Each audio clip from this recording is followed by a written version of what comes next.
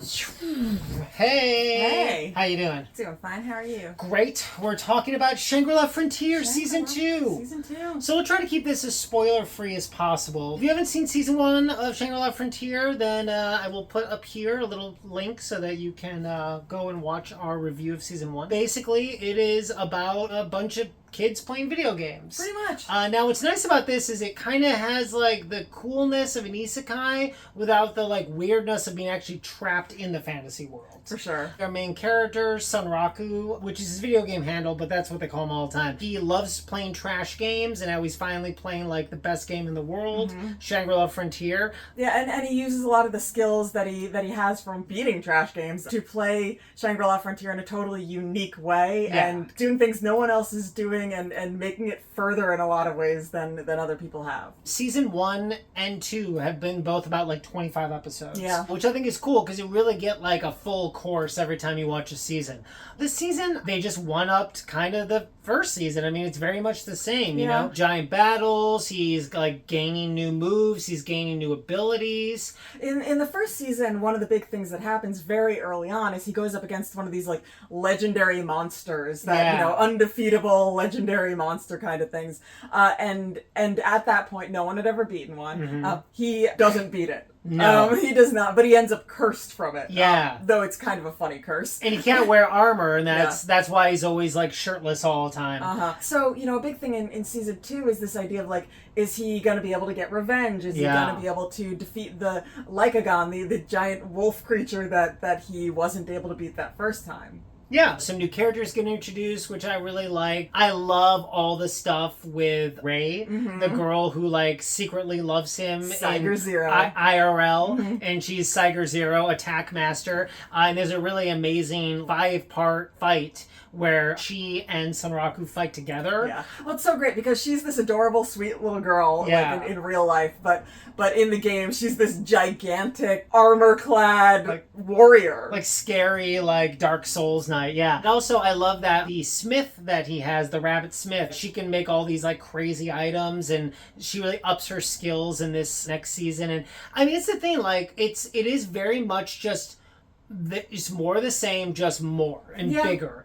And I loved it. And, you know, the thing I love about this show is, like, it's always really funny. I love the voice cast. Like, all of the voice actors, especially for the primaries, for Sunraku, Pencilgon, and Kay, are all really funny. They're all really good. I will say, one of the things I liked about this season that I feel like they did more than the first season, they spent quite a bit of time outside of SLF. Yeah. There was a few episodes where he goes into this other like mech fighter game, and that was really fun, and we meet 2 new characters that kind of end up in SLF with him. But also, the sort of culmination of this season is going to a big fighting game tournament, which was really unique, and I really didn't ever expect to see this in this, because so much of this show is really, the only time he spends outside is like crushing energy drinks and maybe like talking to his sister. Well, and occasionally the show does go to other characters that don't, like, they have to do with Shangri-La Frontier, but they don't have to do with Sunraku. So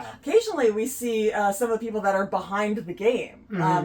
So it sort of makes sense that they'd go to this particular tournament because the new game that they're playing is using the same engine as Shangri-La Frontier. So it's a kind of an interesting thing because it sort of plays in that way. I mean, the show is called Shangri-La Frontier. It's not called the Sunraku Adventure. That's true. I would watch the Sunraku Adventure, though. Too. You know, what I really like, though, too, when they go to the different games, is 2 things. Like, one, the anime subgenre sort of shifts.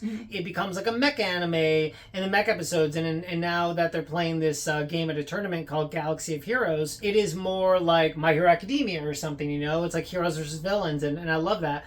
But the other thing I really love, and this goes back again to, like, how much I like the voice cast, is every time Sunraku jumps into another game, his voice actor is so good and the writing is so good that, like, I never feel like I'm not with the same character even though he looks totally different. Yeah. And I love that. I also think it's really cool that when he does go into a new game, like there is a difference in the animation style, and I think that's like really cool. I think it's just a fun way to really distinguish the games from one another. Totally. I also love, just as like an anime nerd, they always do like little references to other anime. Like in the first season, there was like a really great like One Piece Gum Gum Gatling reference, and this season we got a really great Naruto. I love that. The show's awesome. If you haven't seen season 1, what are you doing? Go watch it now. Then watch season 2. Yeah. Leaves off in a very frustrating spot. Yeah. I don't know when the season 3 is scheduled for, but it's probably 2 years from now. It's usually like a 2-year cycle. I would say that was my biggest problem, is I felt like